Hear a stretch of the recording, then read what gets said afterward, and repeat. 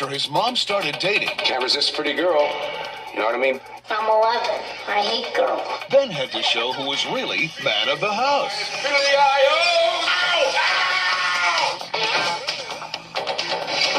Yes.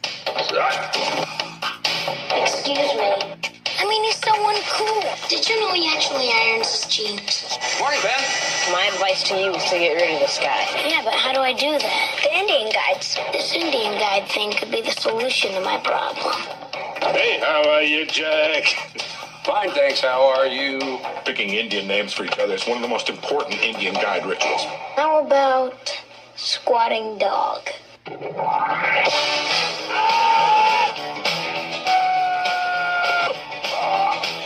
Just make sure they're the same height. Walt Disney Pictures brings you a movie that's loads of laughs and tons of fun. Well, it doesn't get much better than this. It's a story of a father-to-be and the son who doesn't want him to be. Chevy Chase, Farrah Fawcett, George Wendt, and Jonathan Taylor Thomas. Man of the house. Squatting dog? That's the best you could come up with? I had a squirrel named Numbnuts.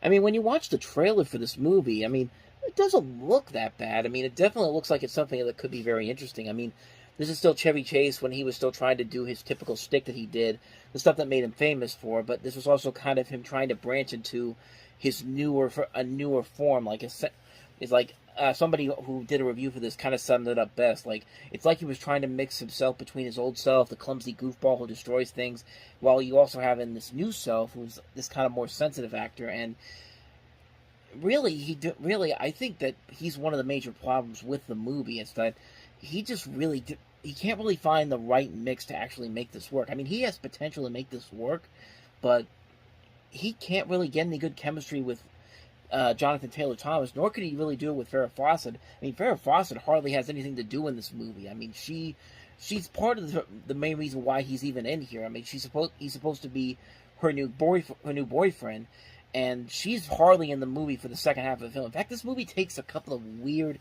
twists and turns that don't really make a whole lot of sense. I remember watching this movie the first time, and I thought to myself, what is going on in this movie? I mean, I was a little kid watching this movie for the first time, and even then I was just kind of like, what the hell is going on here? Because you think it's going to be just one simple thing, Jonathan Taylor Thomas screwing around with Chevy Chase's new potential stepfather, but then it just takes this turn that really, the trailers do not show a whole lot of it in.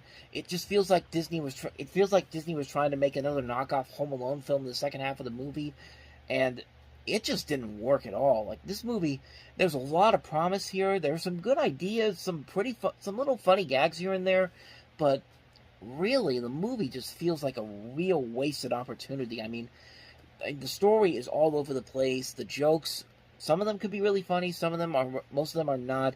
The cast is really good, but a really good cast, but they're given a really lackluster script to work with, and I don't know, man. I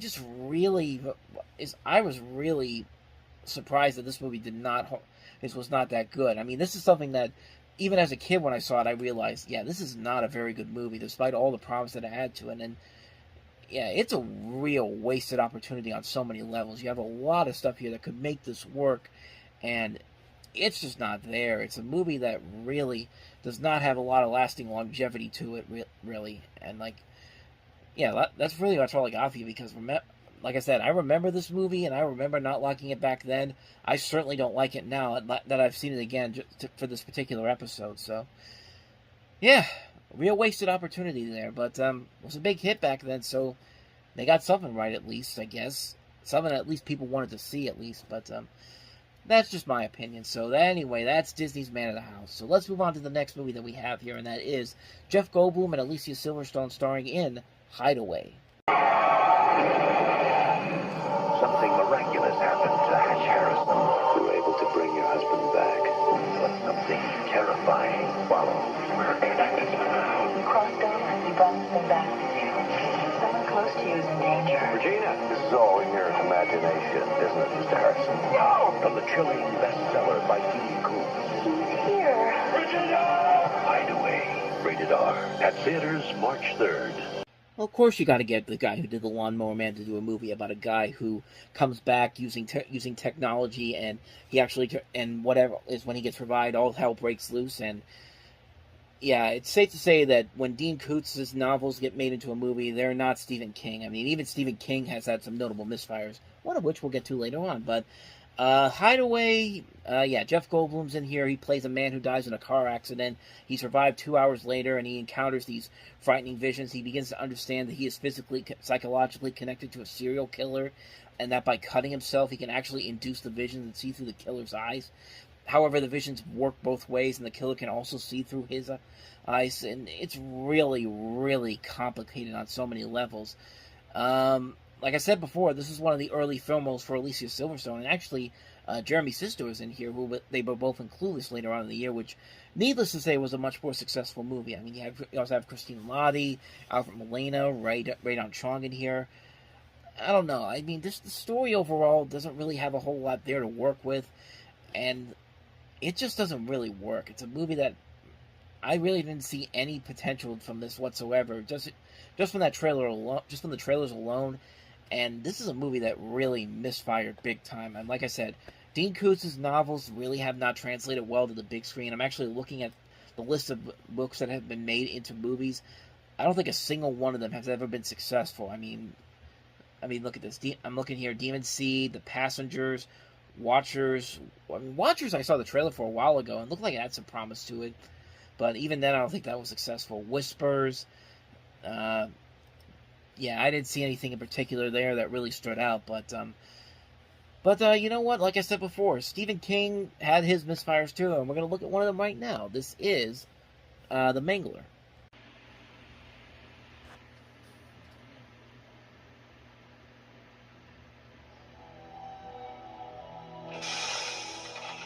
There's a little bit of me in that machine, and a little bit of it in me. There was an accident today. The worst one I've ever seen. Have you considered the possibility that the machine might be haunted? That machine killed your daughter. We all have to make sacrifices. Human sacrifices. The demon is a kind of electricity. Sometimes it gets out of control. People get hurt. 3 modern masters of horror have just created the ultimate machine for terror.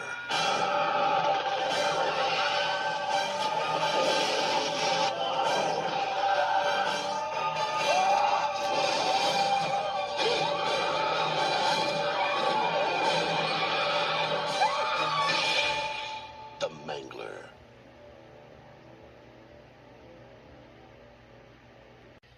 Before we jump into that one, I just realized that I completely skipped over the other movie that came before this one that was a little more successful, but we'll get to that one after this one here. I mean, either way, the connection here I think works better, but yeah, The Mangler. I mean, they sold it with Tobe Hooper, the director of Poltergeist, well, the credited director of Poltergeist, if you want to believe the story that Spielberg actually directed that movie. Robert Englund, the star of A Nightmare on Elm Street.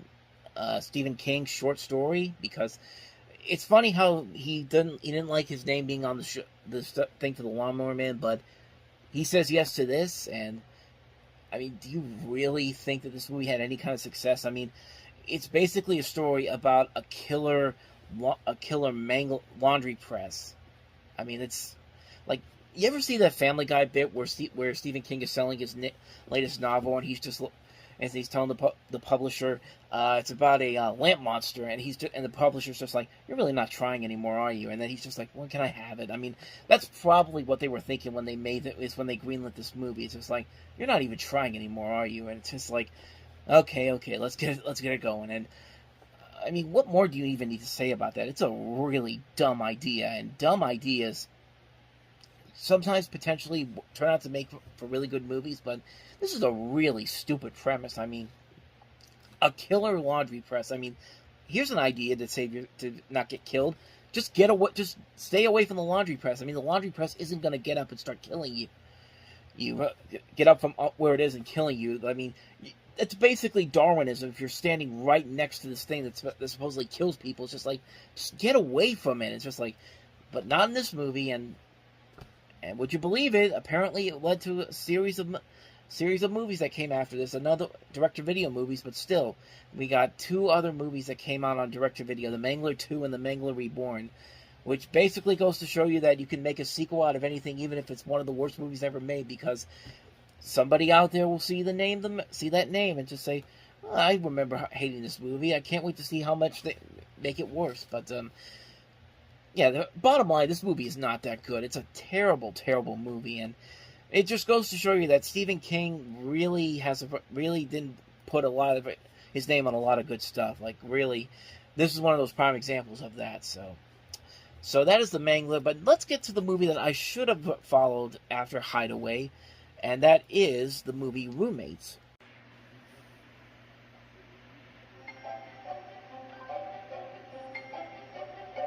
I was only 7 when I went to live with my grandfather, Rocky. My grandson is moving in here with me. Poppy is 75 years old. Be reasonable. Reasonable. Reason and family got nothing to do with one another. For how long? For as long as you need me. 20 years later, Dr. Polachek, call on 20. I got the chance to return the favor. He won't listen to reason, Michael. His building's been condemned, but does he care? No, he says he's staying. Conversation over. Finished. Rocky, they're gonna come in here and get you. Good. I just wouldn't want to be the first guy through the door. So Rocky moved in with me while I was at medical school. It's a waterbed, Rock. When I was a kid, I sold used shoes door to door in the middle of the Polish winter. Somebody's poking me. Oh, it's you. It's my roommate. Hey, Rock. I'd like you to meet Beth. Hey. You didn't tell me that I was moving into a bordello. I'll invite her over to dinner. You two will hit it off like gangbusters, I promise. Rocky, how about a few of those old world secrets? If I gave you secrets, they wouldn't be secrets. So what do you expect me to ask her to marry me? God forbid. What's that for? I know what you did. For you. Young people should get married. Keep them off the streets. She's got an interesting way of taking care of me. I'm exhausted. I have insomnia. You should see a doctor. I am a doctor. Touchy. Touchy. And when you room with Rocky... Did you have Barney? We had rats. Big rats. You live and you learn. Family takes care of family.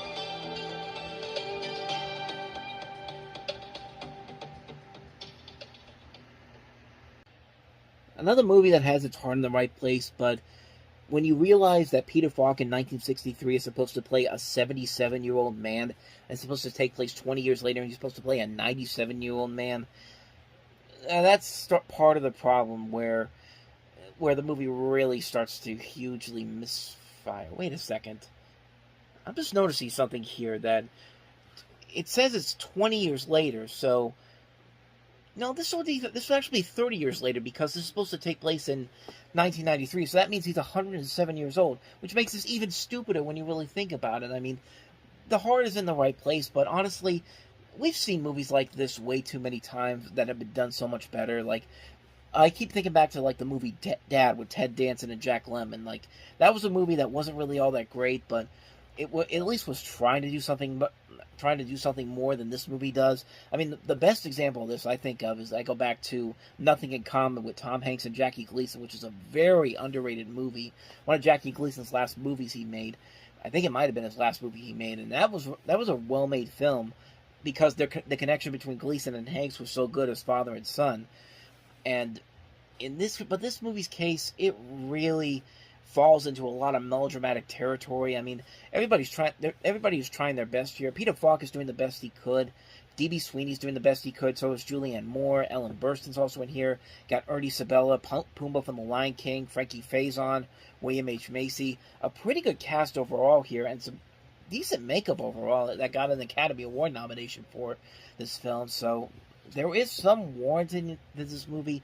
I just wish the script was a whole lot better. I remember watching this and thinking to myself, there's nothing really much I'm getting out of this movie. I mean, it's not a horrible film, but it's just something we've seen done so many times before in the past and done so much better. This feels like just something that was trying to be a little too manipulative for its own good, trying to be too quick for its own good. It's not a very good film. It's one I remember seeing, and I completely forgot about it almost immediately afterwards. So anyway, that is Roommates. So let's move on to the last movie that we have here, and that is Adam McGowan's... Toy Boat. I'm not going to stop now. Adam McGowan's Exotica. He comes in here every other night. He has his favorite drink. At his favorite table. With his favorite dancer. She's his angel. In a place of seduction. In a world of temptation. She really seems to be herself with you. A game is being played. Well, how do you know? I used to be her lover. And a trap is being set. You're out of here, man! I was set up. Now, a life is on the line. I'm not gonna help you kill somebody. And one woman holds the key. It's going too far. You have no idea how far it's gone. Siskel and Ebert give it 2 enthusiastic thumbs up. Dazzling and spellbinding, says the New York Times. An erotic masterpiece. Do you feel like touching it? You're not supposed to touch. Exotica. Rated R. I almost said erotica first off, but the basic plot of this movie, you have it set primarily in the fictional Exotica strip club in Toronto. It follows a father grieving over the loss of a child and obsessed with a young stripper played by Mia Kirshner. The guy is played by Bruce Greenwood. It was actually inspired by Igorian's curiosity about the role strip clubs play in sex-obsessed societies, and it's one of the first movies that actually is a pretty solid film from him. A couple movies we've looked at of his already, not really all that good, but this is a really solid film, and it mostly works because of what Bruce Greenwood adds to the table, along with, here I go again, screwing it up again, but I'm going to keep going, is along with Mia Kirshner, who makes her film debut in this, and she hasn't aged a lot since then. She still looks pretty good after all these years, and she really shines in this movie. This is a breakout role for her, and for good reason. Like, she really gives a really good, solid performance and does well enough to stick with the cast that she's involved with here. I mean, she's not just there to be just like a sex object. She actually is a worthy character to watch, and she really has a lot of good acting in this movie. She really gives a good, solid performance in this, and it's a really solid film. It's a very nice, dark, gritty film. It's very well cinematography. It's well made cinematography wise, script wise. It's great. The acting overall is very good too. You also have Elias Koteas in this as well. Sarah Polley, Victor Garber, just a really good cast overall. A really good, enjoyable film. It's a very tense thriller that does a lot to keep you invested in what's going on, and you want to figure out how this is going to transpire in the end. It's a well-made film. I give it a lot of credit for doing the things that they're able to do. Like, this would have been seen as smutty or something like a cheap erotic thriller like all the knockoffs we got after Basic Instinct, but no, this is a movie that actually keeps you invested. It's a sexy thriller, but it doesn't use the sex as overkill. It's used at just the right amounts to actually really enjoy this movie and get caught up in what's going on in the story and all these characters. It's a very good film overall. I highly recommend checking it out. Exotica is a really damn good movie.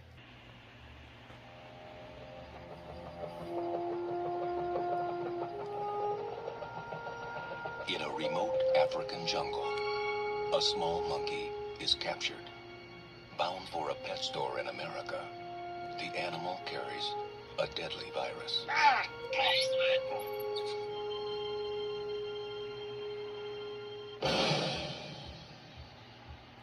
Now, I know that some of us have doubts about what we're about to do. We'd be less than human if we didn't. But the fate of the nation, perhaps the world, is in our hands. We dare not refuse this burden. I'm confident that each of you will do his duty. God forgive us. Your town is being quarantined. We got 19 dead. We got 100 more infected. It's spreading like a brush fire. What are you talking about? If one of them's got it, then 10 of them have got it now. And if one of them gets out of Cedar Creek, we have a very interesting problem. If that bug gets out of there, 260 million Americans will be dead or dying. I'm leaving with the team in an hour. From the heart of a small California town. Damn it, Sam, I want to save these people same as you. To the inner circle of power in Washington. The most optimistic projection for the spread of the virus is this: 24 hours, 36 hours, 48 hours. The greatest medical crisis of all time. We can't stop him. Begins. Try to remain calm. Many people are dying and are going to continue to die unless we find this monkey. There will be panic the likes of which we have never seen. There you are! Attention, Portland residents, citizens of San Diego, residents of Atlanta, Denver residents of Detroit, attention, Dallas residents of Chicago. Remember when COVID first started and everybody went to Netflix and saw this movie in Contagion and said, "Let's talk about how great these movies were because they were ahead of our time. They were ahead of what the future is. They were showing us what the future was going to be like when we have an actual major outbreak like this." And none of these movies ever really what turned out like this. And more importantly, none of those movies were either good. Contagion is probably the worst movie Steven Soderbergh has ever made as a filmmaker. And Outbreak may very well be the worst movie Wolfgang Petersen's ever made. But then again, he did make Poseidon, so maybe that's not the case. It's one of the worst movies he's ever made, and I'm probably in that small minority of people that really do not like this movie because I know a lot of people really do like this movie, and I just couldn't get into it, man. I thought everybody in this movie was making stupid decisions one after another. Even the doctors who are supposed to be this smart and they can't figure out certain elements of this movie to work out. Like, they can't figure out where this monkey is. They can't figure out how this disease is being affected. And, like, it's just getting so ridiculous. Like, even the film itself has been criticized because of the scientific liberties that it takes. Like, on Wikipedia, if you go on there, it says that implausibilities include the virus taking over an hour rather than days to reproduce itself. The synthesis of a cure taking less than a minute rather than many months, and the injection of the cure producing immediate improvement. Like, the movie clearly is BSing with you throughout the course of the film. Like, I remember watching this movie in high school, and even in high school when I saw this movie for the first time, I was just like, none of this makes any sense whatsoever. Like, nobody really knows how to plan for this, and especially the people in this movie. Like I said, the smart people in this movie turn out to be real idiots because they make these ridiculously stupid decisions because they think, hey, if I make this decision, it's going to change everything, and it makes things a whole lot worse. And, like, you don't really get invested with any of these characters whatsoever. They're just playing stock characters. They're playing characters you've seen done in other movies a million other times. They're not enjoyable characters at all.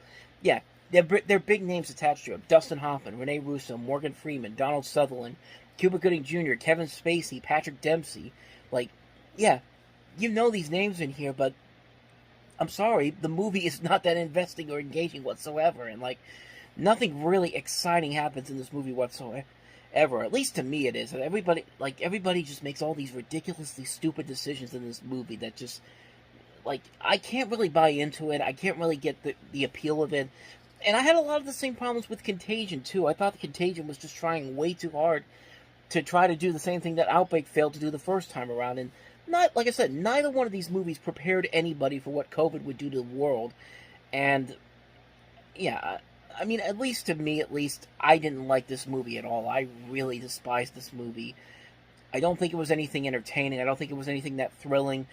It was just a movie where everybody was making bad decisions, and the movie was applauding them for it, and not really giving into the real specifics of what really would have happened in this. Like, I just don't think it's a good movie. I just don't think it's a good movie whatsoever. I was really, really disappointed by this movie. And I've still been disappointed by it ever since I've seen it. It's just not a very good movie, plain and simple. Like, so yeah, that's all I got to say about that one. That's Outbreak. Let's move on to the next movie that we have here, and that is Toni Collette starring in the Australian comedy Muriel's Wedding.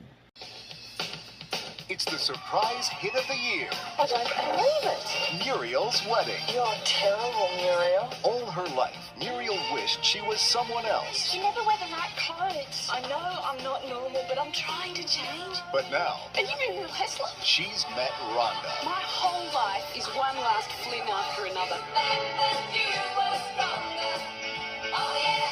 This is my new life. I'm a new person. Do you want to go out with me? Turning around, I can't see his face. Can you look at that dry cleaners over there, please? What do you think? Well, it's a start. Together, they're discovering that it's not enough to dream of a different life.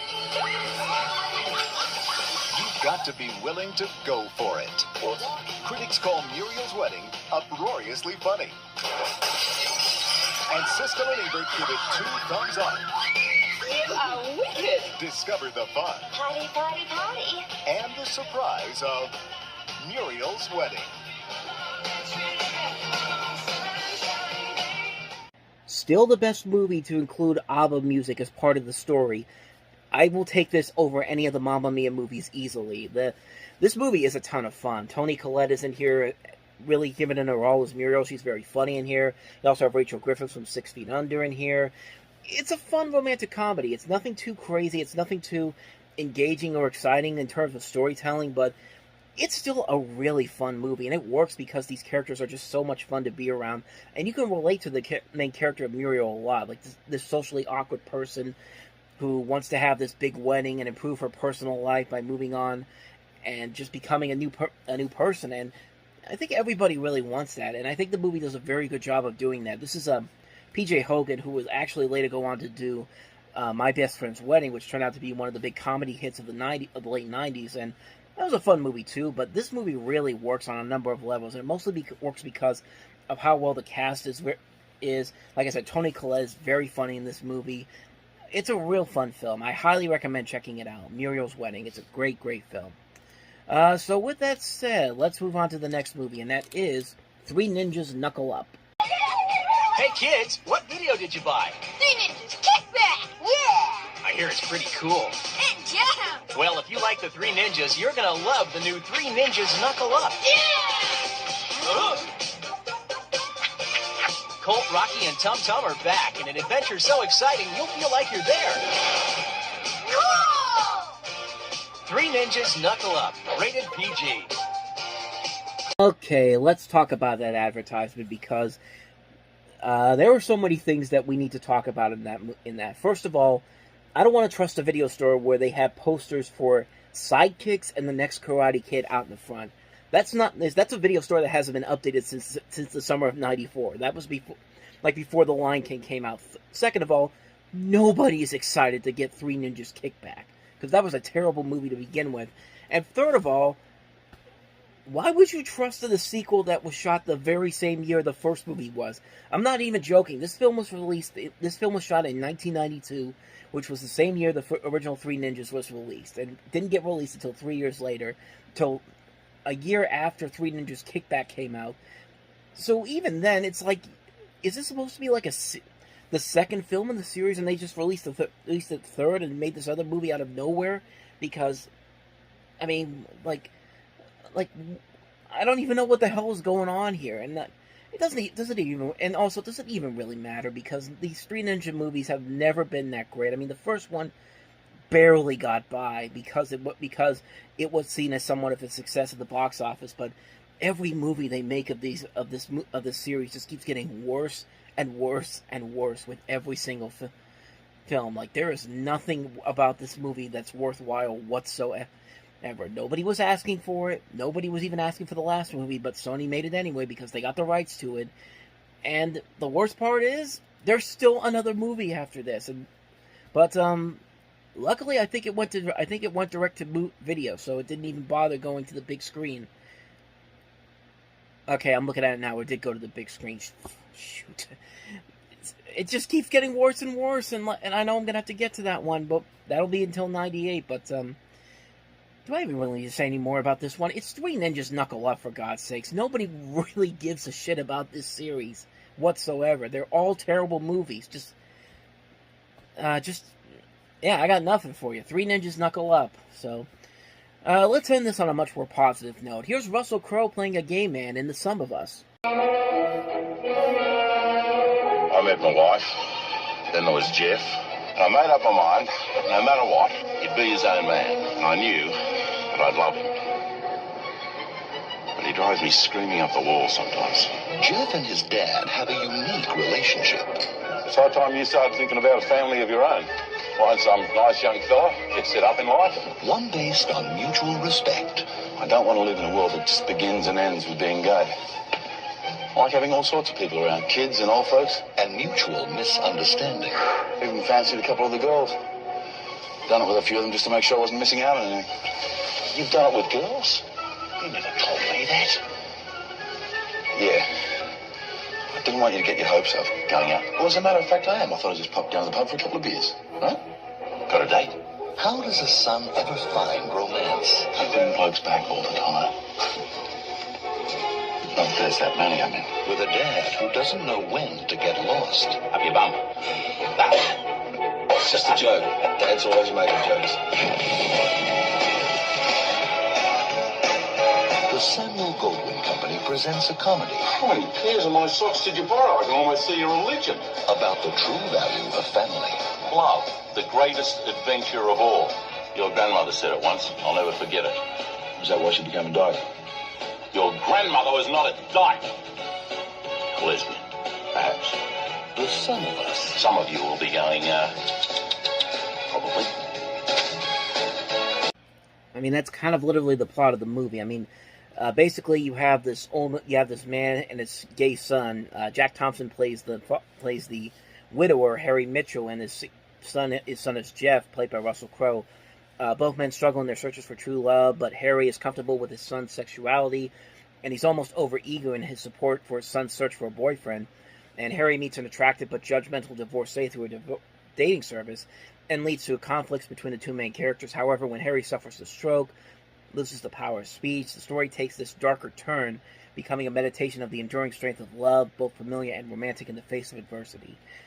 And as you can probably tell, I read that off of here because I've never really seen this movie, and honestly didn't even know it existed. But I mean, just the idea of Russell Crowe playing a gay character is something that kind of intrigues me. Like, we don't usually see him playing that type of a role. We see him like as the muscular guy, the muscular hero, like Gladiator and also in Man of Steel and Noah and those type of movies. But this premise does, however, sound really, really interesting because of the fact that it takes this dark turn that this trailer shows none of whatsoever here. So I'm actually kind of curious of how that pans out here.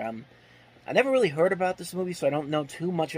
Like I said, I haven't seen it, so I can't really say too much about it. But the premise in this trailer alone has me intrigued by it, so maybe one day I'll definitely check it out. But that came out this weekend, so that is The Sum of Us.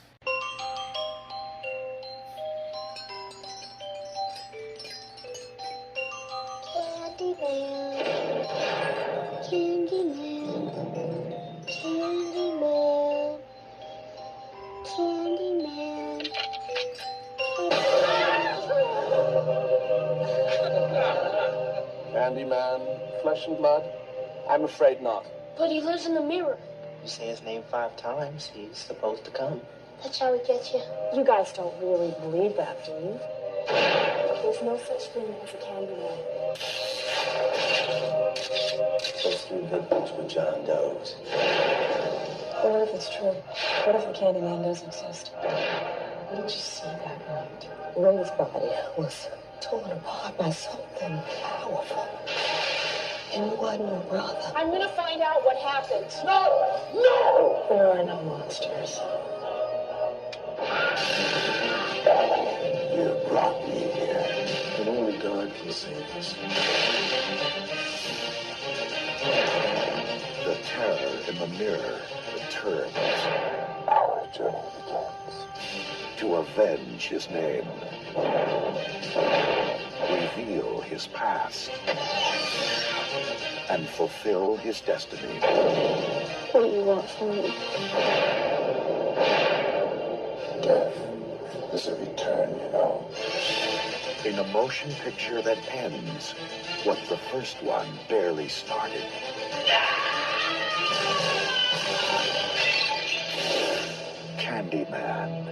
farewell to the flesh.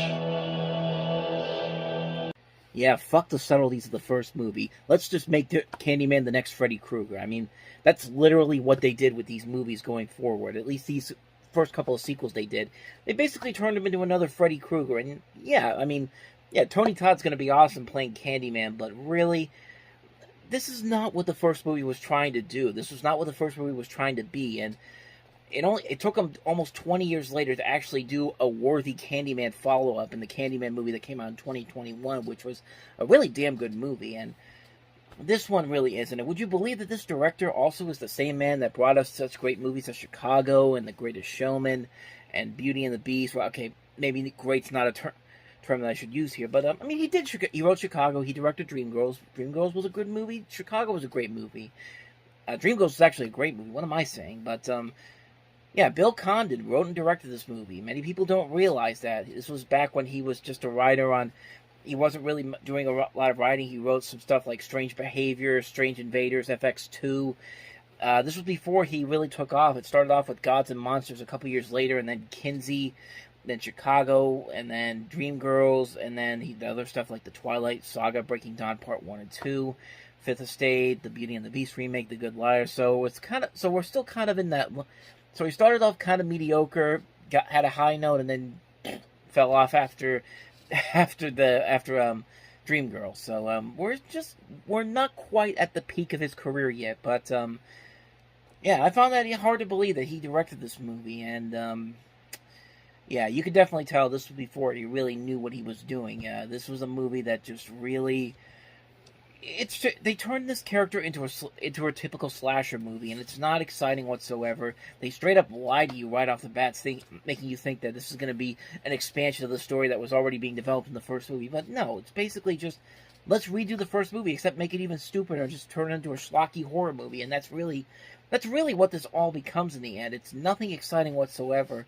Tony Todd's doing the best he can here, but even he can't save this movie from anything. But...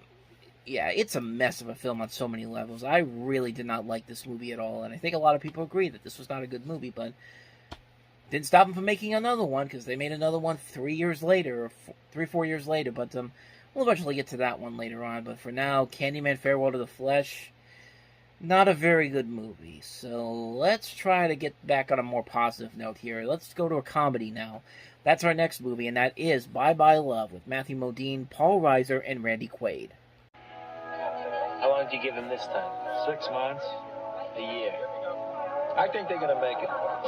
For Donnie and his two best friends, life after divorce is more complicated than they imagined. It was like the old attraction was still there. She had this face. She was like...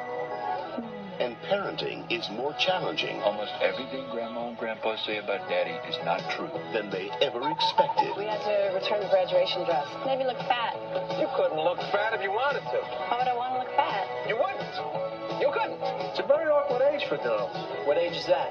12 through 35. Now, if they can survive the weekends together... Hey, guys, the new American ritual, the Friday night exchange of custody. Their friendship can survive anything. Even kids. Mommy, Rocky! What? Mommy, Rocky! Reaper! Dating. Hi. Oh, is this the date? The date? As in the cow or the chicken? Ooh. And relationships. Grilled ahi a la Kim. I love Kim. I'm barely seeing anybody else. Hi. Sheila. Oh, Heidi. You should get the name tags. It would make it a lot easier for us. It's one wonderful crisis What is the matter with you people? after another. We're not watching the yearling. I mean it. Take the yearling out in the woods. Shoot him. Matthew Modine, I mean, what was the plan here, Dave? Did you actually expect to get all three of us in bed? Randy Quaid, I'm not shooting for a successful relationship. Basically, I'm just looking for a mammal. and Paul Reiser. Who was that? I don't know. But I did like it. Life is never as good as you plan, I should have married you, shouldn't I? It's not too late.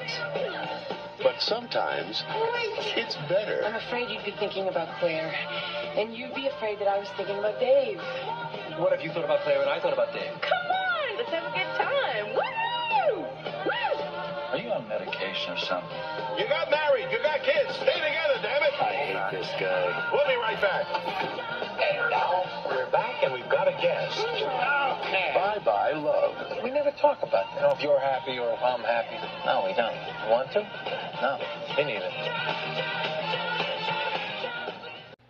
There's stuff in here that should work. I mean, this is directed by Sam Weisman, who we already looked at his first movie he did, D2 The Mighty Ducks, which was a fun movie for kids. You got a cast that includes Matthew Modine, Randy Quaid, Paul Reiser. Not only them, but Amy Brenneman, Janine Garofalo, Eliza Dushku, Rob Reiner, and two really good writers on here. Gary David Goldberg, the man who made Family Ties and Spin City, and also Brad Hall, who was, of course, married to Julie Louis-Dreyfus. And, was he married to Julie Louis-Dreyfus? I'm thinking of somebody else. No, I'm right. Julie Louis-Dreyfus. But, yeah, this movie, it really wants to try to be the next Parenthood. I mean, there's even TV spots where they say, it's the Parenthood of the 90s, and Parenthood worked because you liked the characters in that movie, you thought that the setups were funny, there was a good script there was a lot of good actors there. There's good actors here, just not a very good script. It feels like they were just trying too hard to make it kind of like, let's do a film focusing on divorced dads. Let's see what their adventures they'll have together. And again, not a bad concept, just poor execution. I mean, I was watching this trailer and I thought, man, they sure go to McDonald's a whole lot in this movie. And it turns out that was part of the production. They were heavily underwritten by the product placement by McDonald's in this movie, and they show it all throughout this trailer. It's just like it's kind of like, I mean, give them credit though. At least I'll say that this is a better movie than Mac-A-Me, but at least Mac-A-Me's kind of fun in its own way. This is just kind of boring. It's a boring comedy. There's nothing really all that exciting there, with the one exception of Janine Garofalo. I think this is the movie that kind of slowly but surely started to make people realize that, hey, this chick's actually kind of funny. I should say. I say girl, but she's probably in her late 20s, early 30s by this point. I mean, she was in Reality Bites, but this was kind of like, this was a role where she really took something that wasn't really funny and made it funny. She was really one of the strongest things about this movie, and one of the things that people remember about this movie. But like I said, it's not a bad idea. They have good writers here, just not a good execution. Everything feels like a bad sitcom, and it doesn't help that you have Paul Reiser here just basically doing his character from Mad About You. If Paul had broken up with Janie in that series. Is it even Janie? See, this is stream of consciousness. Trying to remember. Is it Janie? Yeah, or Jamie, Helen Hunt's character. I haven't seen Mad About You in a long time, but stream it. This is the problem with doing this right on the cuff. I gotta remember these things right off the bat. But yeah, it feels like this is the character from Mad About You if Jamie broke up with him and he had to go find his way through life again. And like I said, good ideas, just not the right execution. I feel like another rewrite of the script probably would have made this work a lot better, but I don't know. The movie overall, it's not bad, but it certainly isn't as good as it could have been. There's a lot of people here that really could have made this movie work if they had a better script to work with, and it just didn't really work out. It's a movie that kind of came and went, and nobody really ever talks about it, except for the few elements I talked about that are actually kind of good. That's Bye Bye Love for you. So anyway, let's move on to the next movie, and that is Halle Berry and Jessica Lange starring in the drama Losing Isaiah. He ain't dead. My baby ain't dead. Well, then where is he? It is accordingly therefore ordered that Isaiah Richards the minor, that's me, shall be to all legal intents and purposes the child of Charles and Margaret Lewin. You gave your child up for adoption, now you want him back.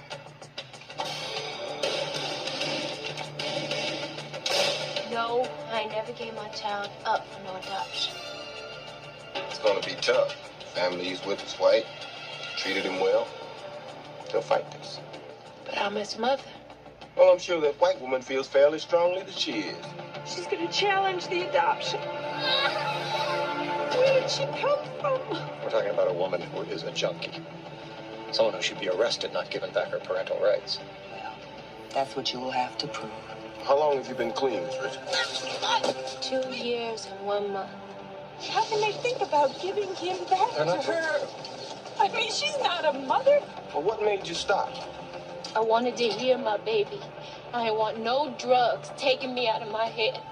If we lose him, I couldn't bear to lose him. Oh, but what if we do? Black babies belong with black mothers. No, no, no. Look at my face. I'm his mother. If you think you just gonna walk up in this court and take my baby like you take some puppy from a pound, you got another thing coming, lady. No matter what happens, I want you to know that we're always together. I'm doing this because I love him. Really, really love him. I love him too. What is going to happen? The spirit of this little boy. So only you can save him. You're the great white hope. No. But I am his mother. Are you?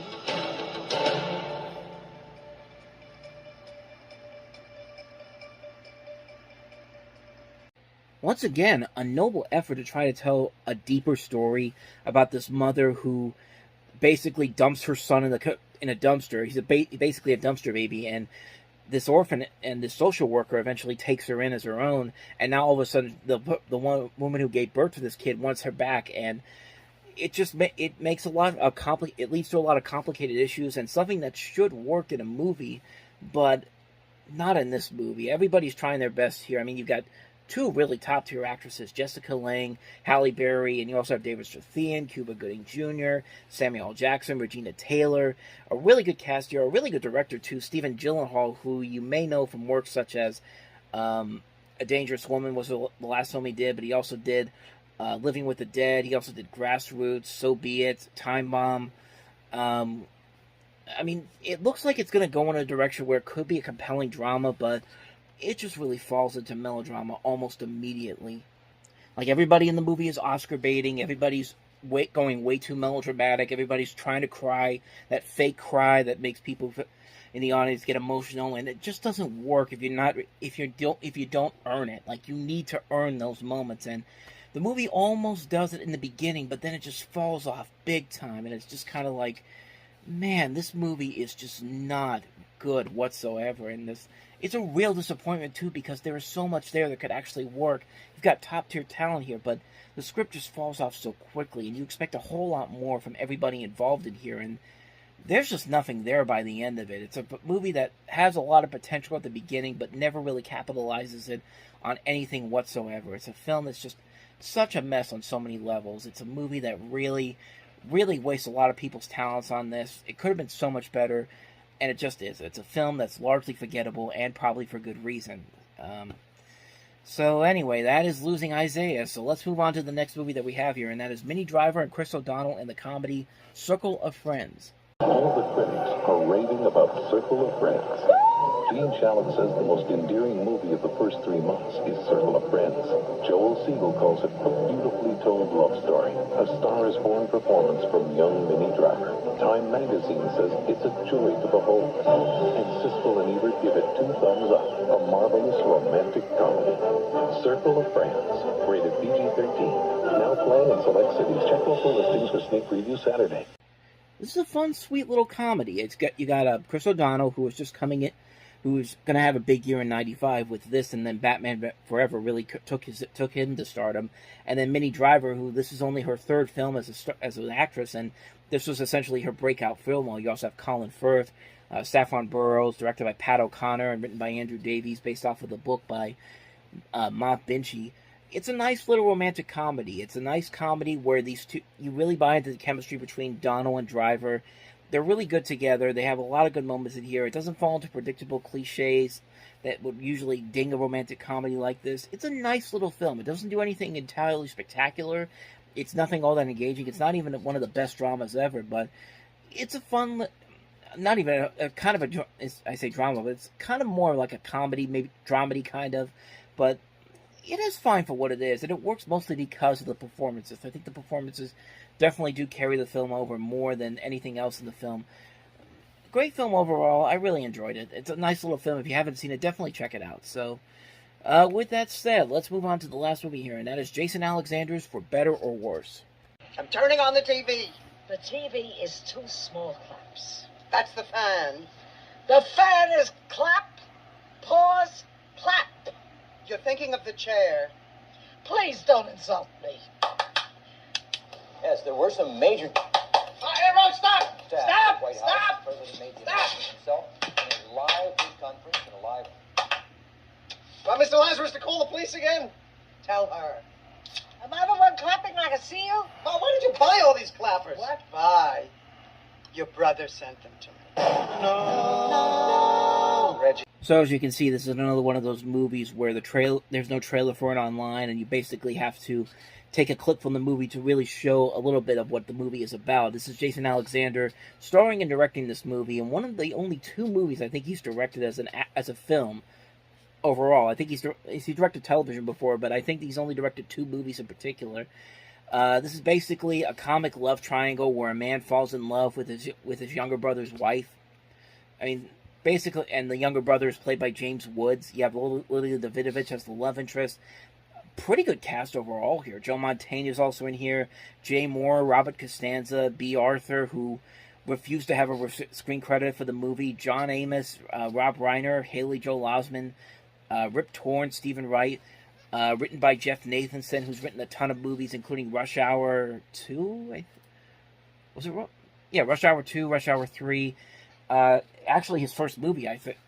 Yes, he also wrote Indiana Jones, the last one, The Lion King, the remake, The Terminal. Notable writer, has done a ton of great stuff, but just from that little clip alone, you can kind of see what the problem is with the movie. Like, Jason Alexander, he's George Costanza, and I think, like, when he plays his great roles outside of Seinfeld, he usually tries to keep himself away from being the typical George Costanza type of role, but here, it's definitely like that, except he's got a fuller head of hair rather than he does on Seinfeld, and I don't know, this movie just didn't work. It's a film that was like, it's a very hard-to-find film, first off, but the story isn't really all that engaging, and honestly, this was done a lot better when Dan in real life, almost 12 years later, with Steve Carell and Dane Cook. It's pretty much kind of the same concept, sort of, as you have a guy falling in love with his brother's girlfriend, and the hijinks there ensue, which are done much better there than they are in here. I don't know. This is a film that I saw, as I watched it recently, just in the last day or so, to actually really know about this movie, but honestly, this is one that I kind of wish I didn't get to see. I don't know. Alexander, as a director, didn't really make a lot of good movies. I think the only other movie he directed, and now I can't remember the name of it here, so I'm going to look for it here. Should be here somewhere. Where is it? Dead air. Why am I not seeing it? Why am I not... Okay, hold on a second. What we have here, lady, is a failure to communicate. Fighting's no longer done in the battlefields, man. Killing is my business, and business is good. Now all the blood is shed in the halls of Congress. Gotta be somebody needs some killing. There's no one left. You killed them all. Major Benson Winifred Payne needs a job. Major Payne reporting for duty, sir. What? But this isn't what he had in mind. Hey, oh, yes, sir. What's your name, girly mouth? I wait to turn you, gaggle of maggot, into a well-disciplined cadet unit. Tomorrow, lady, we gonna start the hard stuff. The hard stuff? Gotta get rid of that jerk.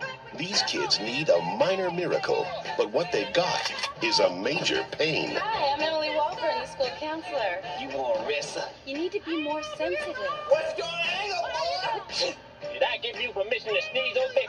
No, sir. Bleep, bleep, bleep. What are you laughing at, pig boy? His methods may be madness, Right inside. but now they're learning.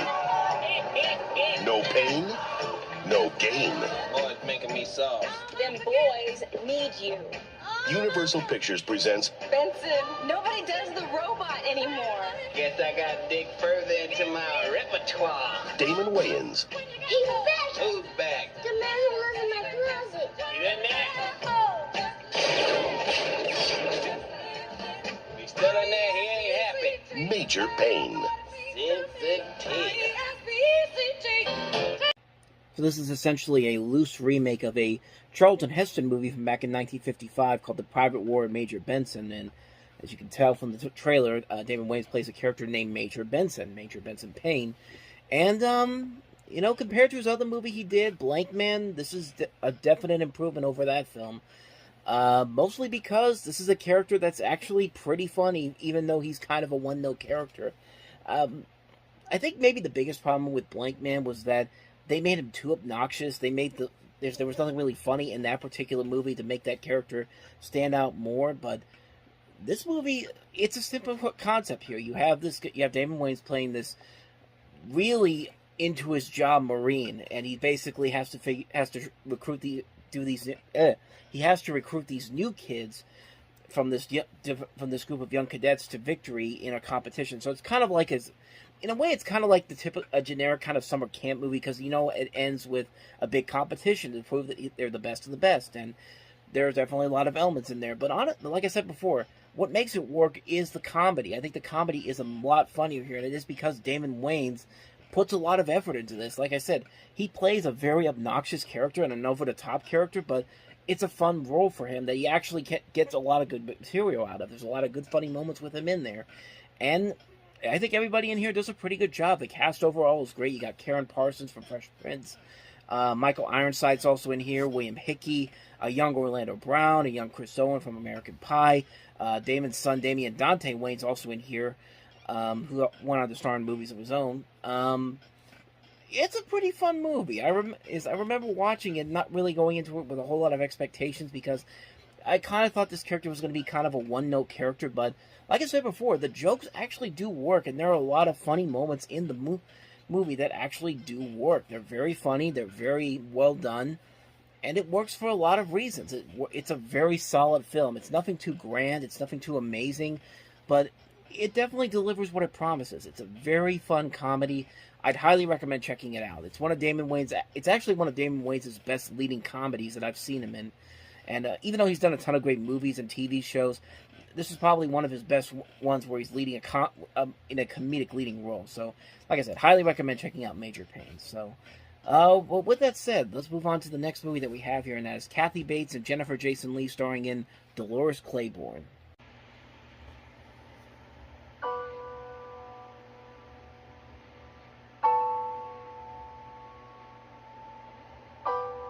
Dolores Claiborne, what the hell?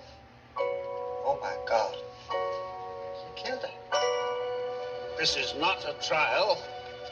This is a preliminary inquest in all cases of death as suspicious in nature. Someone to see you here. I told you I don't want no lawyer.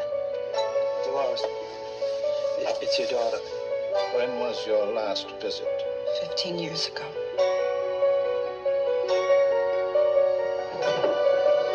I didn't kill her. I'm not murder that witch anymore, and I'm wearing a diamond tiara. We need a piece of your hair, Miss Claiborne. Take what you want. I ain't doing any beauty pageants this week. That is the last guy in the world you want to make an enemy out of. Motive, money. I ain't making one. I'm keeping one. Eyewitness testimony. And what is that supposed to mean? A documented history of threats. You gonna tell me you don't remember him? Selena. We met before, Miss St. George. Leave me alone! I was the investigator when your father died. No! Maybe we should finish what was started 20 years ago. You honest to God don't remember, do you? I remember you hitting him! You're an old hand at this, aren't you, Miss Claiborne? People do have a tendency to take some bad falls when you're around. What did you do to him, Mommy? Why can't you believe my mother? Because she's done it before. You don't believe me, do you? Selena, get in the house right now. I am in the house. Academy Award winner Kathy Bates. Jennifer Jason Leigh. An accident, Dolores, can be an unhappy woman's best friend.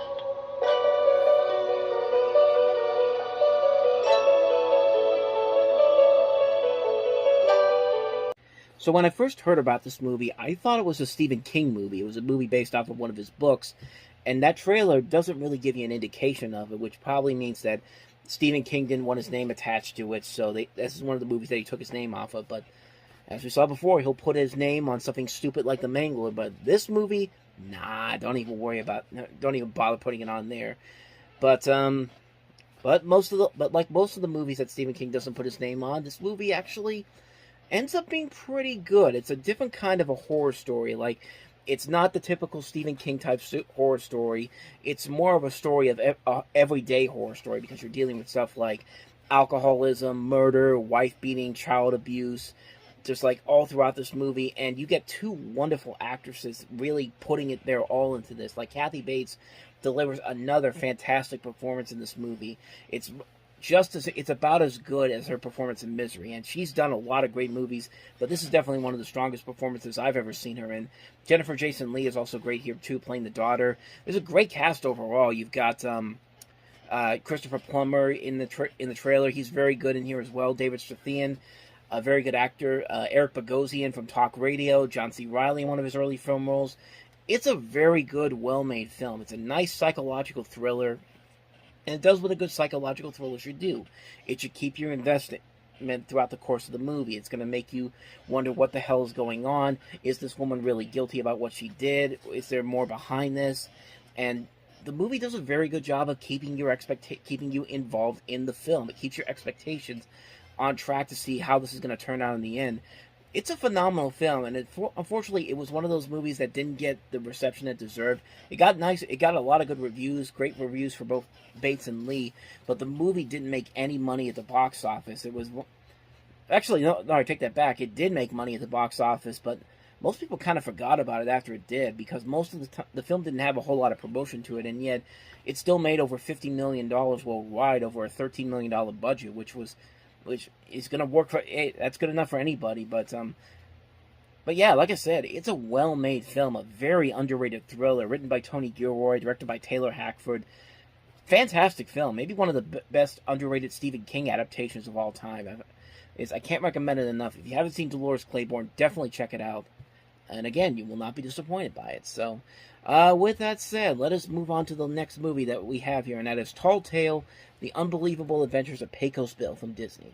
Shoot straighter, ride harder, and drink longer than any man alive. I ride cyclones and I wrestle. Got a name, don't you? I'm getting to that.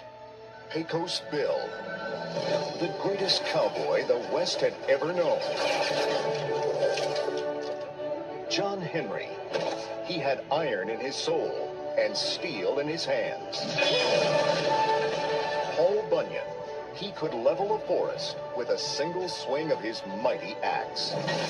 They were the three greatest heroes the world had ever seen. You gutless, brainless, heartless, sidewinder! In a time when heroes were hard to find. There's only one law. Winner take all. Somebody's got to do something. Find the brat. Walt Disney Pictures presents the story of a boy who needed a miracle. And three legends who needed the work. Timber. I was one of that kid. We can beat this thing.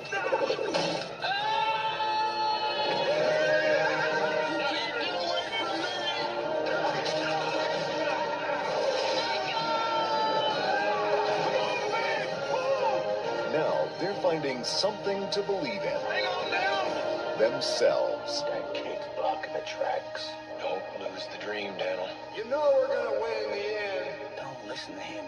We're coming. Not through our land! On March 24th comes an adventure. Defend the defenseless and don't never spit in front of women and children. From out of the blue.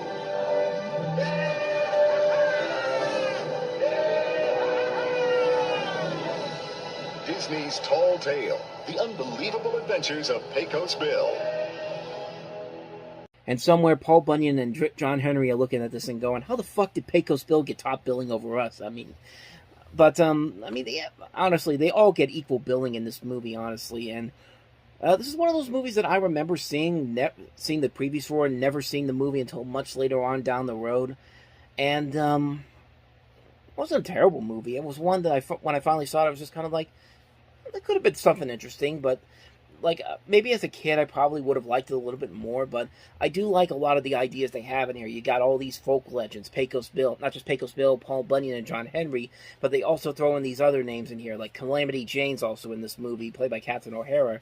And you got a phenomenal cast in here as well. You got, as I mentioned, Swayze, Oliver Platt as Paul Bunyan, Roger Aaron Brown as great as John Henry, Stephen Lang's in here, Nick Stahl, Scott Glenn, Jared Harris, William H. Macy has a role in here, so does Burgess Meredith. And for a movie that was sitting on the shelf for over a year, this actually was filmed in 1993 and finished completion in 93 and didn't even get a release. Like, maybe Disney kind of thought that this movie wasn't going to make a ton of money, and I guess they were kind of right. It only made back $8 million off of the $32 million budget it had. But like I said before, it's not a terrible movie, but there's nothing really all that amazing about it. I thought it was okay for what it was, but in the end, what did it really amount to in the end? Like, what was the whole purpose of the movie's existence by the time the movie ended? You didn't really get a whole lot of it. I mean, like I said, the performances are okay. Some of the action is very nicely done. There are some good moments in there that really were like, okay, there are moments here where it is redeemable. Like, these are nice moments, and there's a lot of good moments in the film. Is it one that I'd watch over and over again? Probably not, but I'm glad I saw it the one time, because it was something that I didn't really have a whole lot of interest seeing it as a kid, but as I watched it now that I'm older, I'm like, okay, I could definitely see where you guys were going with this. But at the same time, like I said, it's nothing grand, it's nothing too spectacular, but I'm glad I saw it the one time I did. Could have been a whole lot better, absolutely, but for what it was, I kind of enjoyed it for what it was. As a one-time watch, I thought it was alright, but it's not something I'm going to watch over and over again, so that is Tall Tales. So let's move on to the next movie that we have here, and that is Linus Roach from The Dark Knight and Law and Order.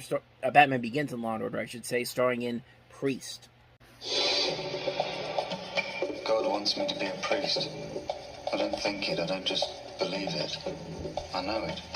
He was devoted to his work. Is this a Catholic home? Come in. Thank you. We're Jehovah's Witnesses, actually. Faithful to his beliefs. For God's sake, get rid of her.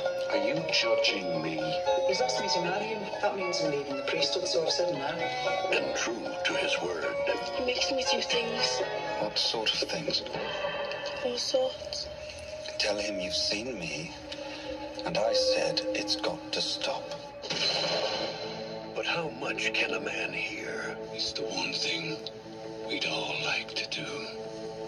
Deep down, in here. How much can a man hide? If I intervene, I could stop someone's suffering.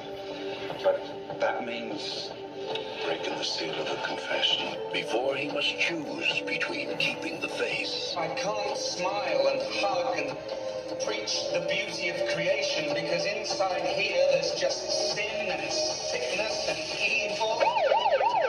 And exposing the truth. What kind of man are you? It's got to stop. The best way for you to serve God is to disappear part of my diocese. Get up now, Greg. Get up. It's our parish. You wouldn't give a damn about the church and its rules and its regulations. I'm just a priest and I can't take on 2,000 years of history.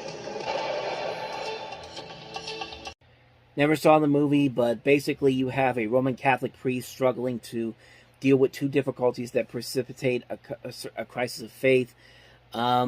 Like I said, Linus Roach from Batman Begins is in this movie as the main priest. Tom Wilkinson, who was also in Batman Begins, is also in here as well, as is Robert Carlyle, who was in Trainspotting. Like I said, I haven't seen the movie before, so I can't really comment on it too much, but it just really... There's just nothing really here that really says I need to see this movie, but I mean, some things of noteworthiness. Catholic organizations in the United States were in an uproar over the planned release of the film from Miramax on Easter weekend, calling the film smut, blasphemous, and sacrilegious, staging a nationwide boycott of Disney, and wanted Michael Eisner to be fired. And New Jersey actually received threats, bomb threats, warnings against the screening of the film. But I mean, let's be honest, the church will go after any movie that badmouths them or says things that they don't. I mean, that's kind of to be expected with that movie. But bomb threats over this, really? Like, I mean, I don't know. Like I said, I haven't seen the movie, so I can't really say too much more about it. But bomb threats over this movie. Like, I don't know. Like I said, it doesn't look anything too engaging or interesting. Maybe it's more of a piece to show that, hey, these guys that you never heard of are actually good actors that should be seen in other movies, because we've seen them do good acting in other movies. Linus Roach and Tom Wilkinson, for example, and Robert Carlyle. But, yeah, other than that, though, I've got nothing else for you, because I haven't seen this, so I can't really comment on it too much. Maybe it's good that I don't comment on it, so... But, anyway, let's move on to the next movie, and that is Oliver Platt and Jerry Lewis in Funny Bones. I'm looking for something, and I don't know what it is. Is this your first time in Blackpool? No, I was born here, lived here till I was 6. What would it be, 30 years? It's heyday then. Sammy Davis Jr., Bob Hope. And the sun shone every day, right? I feel I should tell you where I am. You don't have to tell us where you are. I want to tell you where I am. Okay, where are you? I'm in Blackpool. I'm coming over. Don't do it, Dad. Please don't do it. I love this town. What sort of thing do you want to see? Whatever's funny in Blackpool. And you're prepared to pay actual cash. Bingo. Old routines. Funny routines. Funny people. Jokes? No. No jokes. Jokes? I'm gonna leave to George Fox. I thought he died in Las Vegas. I died in Las Vegas. Did I say something funny? I gotta run. This is Bruno, Thomas, and Jack Parker, funniest people Blackpool ever saw. Great. Where can I get your act? This isn't just buying a few jokes. This is buying their lives. Where were you born? Blackpool. Why Blackpool? Because I wanted to be near my mother. There's got to be a lot of angry people in this town when they find out what you're really doing. Stop. My father stole material. I don't want to hear any more funny stories. We were funny people. We didn't have to tell funny stories. We were funny. We had funny bones. Stop. I never saw anything funny that didn't cause pain. Find Jack Parker now. This man is a known bona fide maniac. Oh, Tommy, what did you expect to find? This all getting a bit French. And I don't like it. Think we can help each other. Show me whatever you want. Take me to the edge. You can't shock me. They're not going to stand and cheer for you no matter what you do. I'm not going to play safe anymore. I'm going to take it to the edge and do pirouettes. You were great. Did they come to laugh or being bombed? So this is looking like a movie that's trying to be kind of like another Mr. Saturday Night or Funny People that is mostly comedy, but it needs to be more dramatic. And this movie, I don't know, this movie feels like they're trying to combine both of them and just can't decide which one should be over the one, which one should be over the one, because it feels like it's 50-50, and the 50-50 that they have there is not really anything that interesting or exciting. I mean, Jerry Lewis can play dramatic. I mean, we've seen him starring in more dramatic dramedies, like The King of Comedy was a good example from about, 13 years before this movie came out.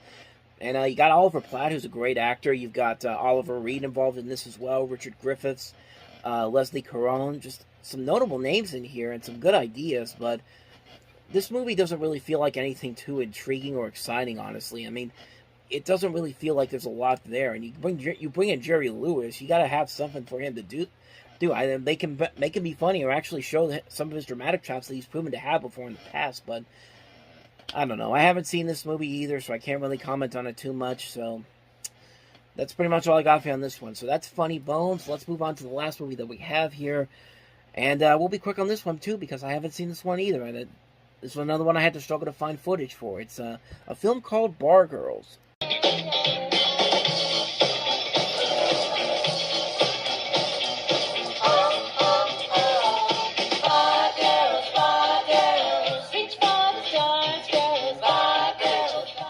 Are you from New York, Rich?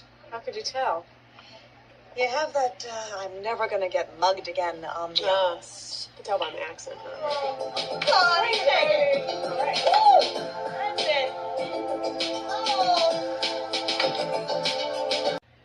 So like I said, I haven't seen this one, so I can't really say too much about it, but it's basically a lesbian-themed romantic comedy where you follow these gay women in Los Angeles who socialize at a local lesbian bar, simply called Girl Bar, and the hijinks ensue, I guess. I mean, I really don't have anything more to say about this one because I haven't seen it, but reviews for it were not that strong from what I saw from there, but Cher's daughter was in the movie, Chastity Bono.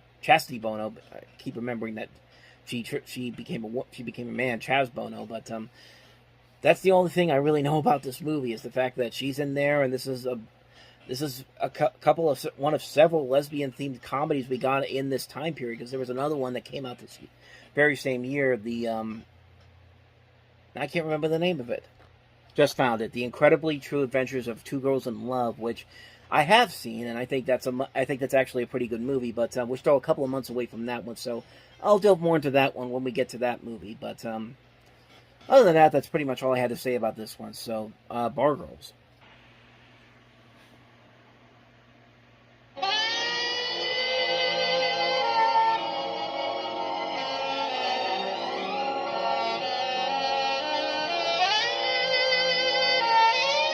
Holy shnikes.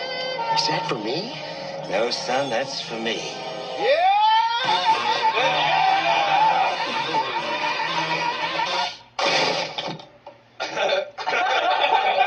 You know, a lot of people go to college for 7 years. I know. They're called doctors. There's always has been, always will be, a family firm. Oh, son of a...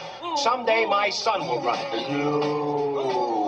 Luke, I am your father, Lasso. Aw, I've interrupted happy time. That's my name. Yeah, that's your new office now. Whoa. Do we really want to put the future of the company in Tommy's hands?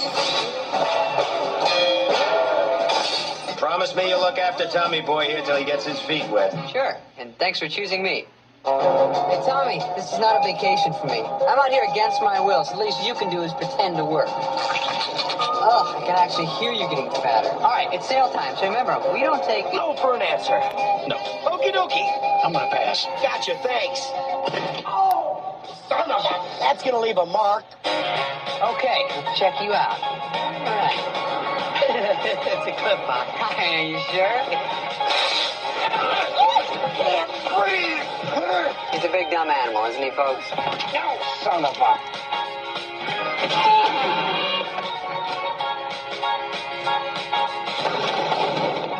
What'd you do?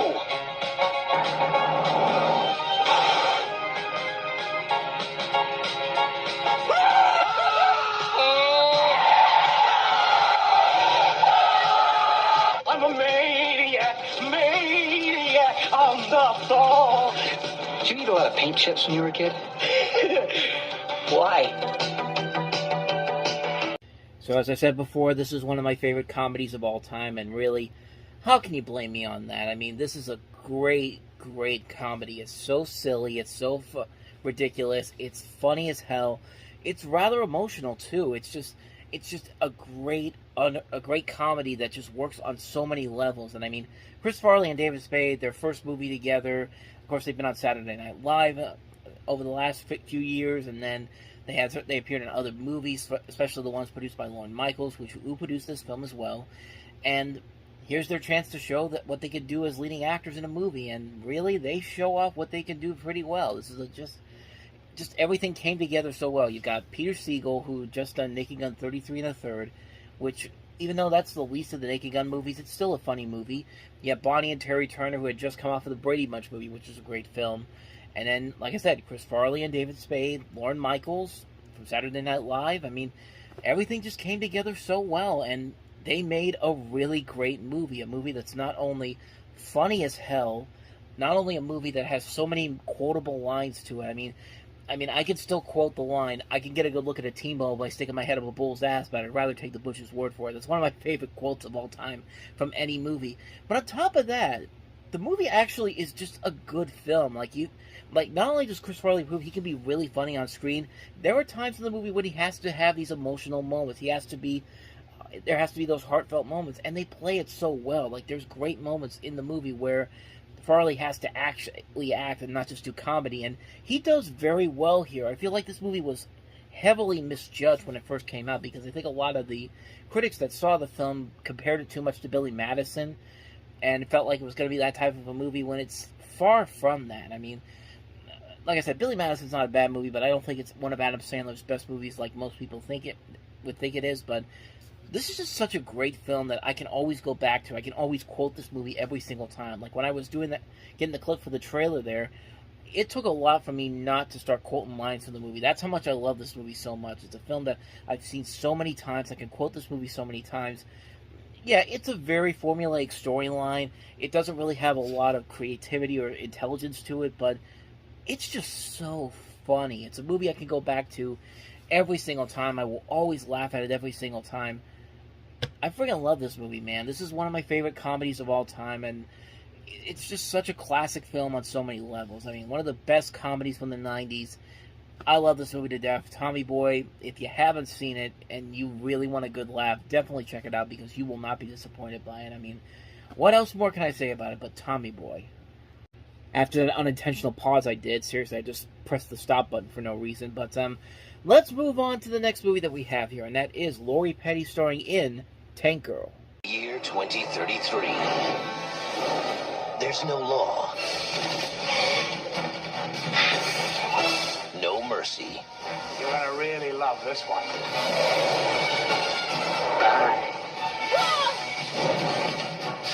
And no water. There are 3 million liters of water underneath the blue dunes, and you will retrieve it. The odds of survival are 1,000 to 1. And that's just the way she likes it. My. Talented, isn't she? Hi! Feeling a little inadequate? She'll be fun to break. I like pain.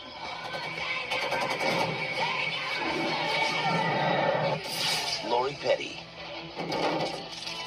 Did I hurt you yet? Ice-T. Turn this boat around and you're gonna get us all killed.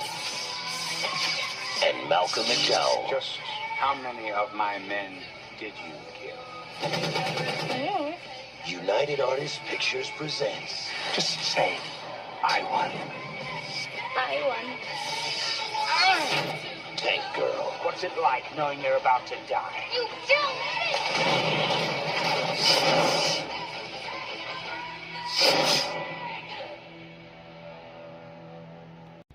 From the looks of this movie, the pieces are definitely there. I mean, Lori Petty, I think, really fits the role of Tank Girl pretty well. The comic books actually look pretty cool. They have some great artistic designs to them. But, man, this movie was just a massive, massive misfire on so many levels. I mean, and I think this was another one of those movies that had to deal with studio interference. In fact, the director, Rachel Talalay, who had done Freddy's Dead, The Final Nightmare, and Ghost of the Machine prior to this, had said that the movie's negative response came from studio edits, and she had no control over the final cut of the film. But despite this, it has a cult following to it. It's noted as a film with a lot of feminist themes to it, but when you really watch the movie itself, it's just not enjoyable. The jokes are not really all that funny.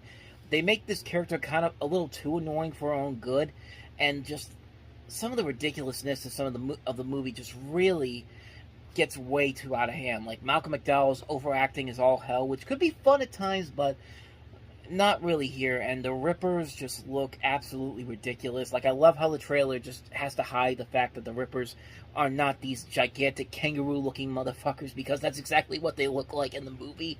But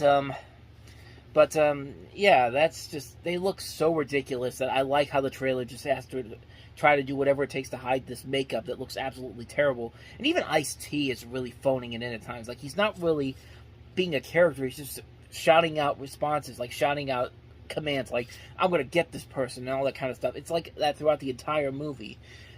There's a lot of potential here with what they could have done, and I could definitely see it, but really, this movie just really fails to fall apart because the jokes are not really all that funny. The style, it can't decide what kind of a style it wants to be. Does it want to be like the comics? Does it want to be something different, unique or whatever? But it's just like, it just doesn't work on any level whatsoever. It's a film that has a lot of potential to it, but it just can't get through the problems that the studio had to deal with because they were the ones screwing up the script. I mean, I think you could definitely see a lot of the problems with the movie from the creative differences between the director and the studio. I feel like a really good movie could have been made from this. I mean, you got a good person to be cast as the title character, but it's just not funny. It's just not a funny movie. It's not a good movie per se. It's all over the place. It's a film that just is really a massive misfire on so many levels. And it's a shame because there was a lot of potential there, but it just didn't work in the end. So that is Tank Girl. Let's move on to the next movie that we have here, and that is Born to be Wild. Nick met Katie. It wasn't exactly love at first sight.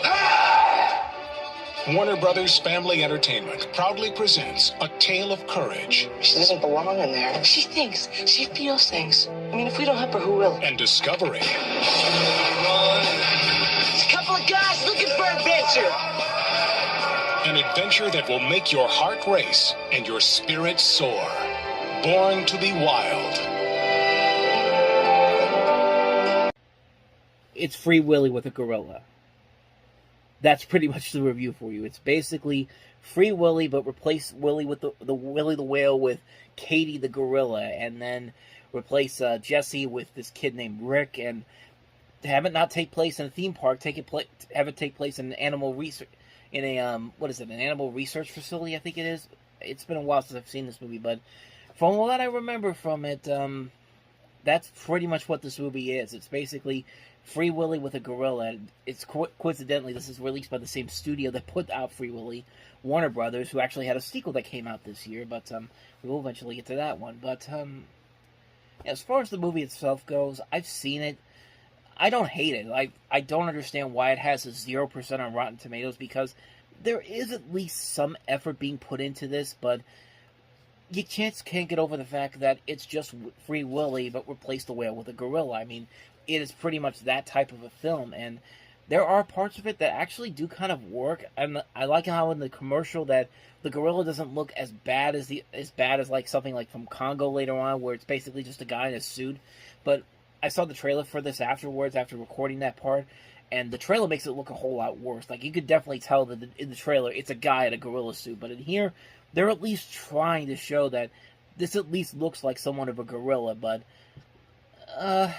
yeah, overall, as far as I remember it wasn't that bad of a film, but it's not one I'm going to want to watch over and over again. It's a movie that I saw, it was just kind of like, okay, I saw it.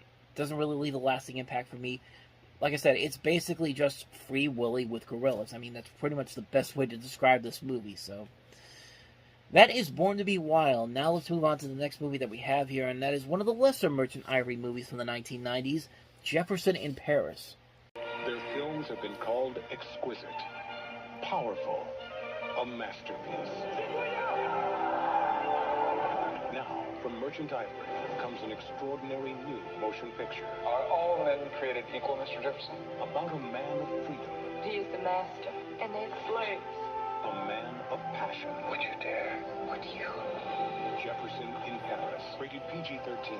Now playing at a theater near you. So yeah, this was kind of that start of that 10-year stretch where Merchant Ivory movies weren't as majestic or as prestigious as they once were. It's after Remains of the Day, they really didn't have a big hit until Les Divorcés, which came out in 2003. So this was kind of the start of their downward spiral. And just from the trailer alone, you can kind of see why it is. Nick Nolte and Greta Scacchi playing the couple in this. I don't know, it just didn't feel right. Like, Nick Nolte as Thomas Jefferson doesn't really make a whole lot of sense in this. Like, he doesn't really fit that role very well, especially what we've come to know about Thomas Jefferson. And, I mean, just the movie itself, it felt like, you know what it felt like to me? It felt like it felt like Merchant Ivory was trying to be more mainstream, which the best Merchant Ivory movies weren't trying to be mainstream. They were trying to be prestigious period pieces. This is why you have stuff like The Remains of the Day and Howard's End and A Room with a View, those type of movies. And that's why those ones have become as memorable as they have. But this just feels like something that they were trying to make as a mass-marketed thing. There's more of a budget to it, and it didn't even make that back. Like, when you try to go big, this is what happens sometimes. You just don't end up making the movie that you thought was going to be a big success, and this is one of those cases. It was just not a very good movie. It wasn't very good. They said, looks nice. The actors are trying their best here, but the script is just kind of mediocre. There's nothing really going on, not a whole lot of conflict. It's just kind of like they really had no idea what kind of a film they wanted to make, and they tried to make kind of a mainstream movie compared to some of their other films, and it just didn't work out that way. So anyway, that's Jefferson in Paris. Now let's move on to the last movie that we have here, and that's the documentary Ballot Measure 9. Homosexuality, lesbianism, sadism, and masochism is wrong behavior. That's why we filed Measure 9, to give you an opportunity to vote on it. Yes on right! Yes on right! What I'm trying to get you to see is that this is a war. Just be real quick on this one because I really don't know too much about it. I haven't seen this movie, but this basically follows it examines the cultural and political battle that took place in 1992 over Oregon Ballot Measure 9, which was a citizens' initiative proposition that would have declared homosexuality abnormal, wrong, unnatural, and perverse. And really, that's pretty much all I know about this movie. I really don't know. I would assume that this is a movie that was trying to say that was not the case whatsoever. The people behind the movie maybe, because it did win a GLAAD award for the most outstanding documentary that year. So I'm guessing that's what this was about. But like I said, I'm not going to comment too much more about it because I haven't seen the movie. I can't really say anything about it. So I will say that it came out this weekend. But I mean, that's just my guess on it. So that is Ballot Measure 9.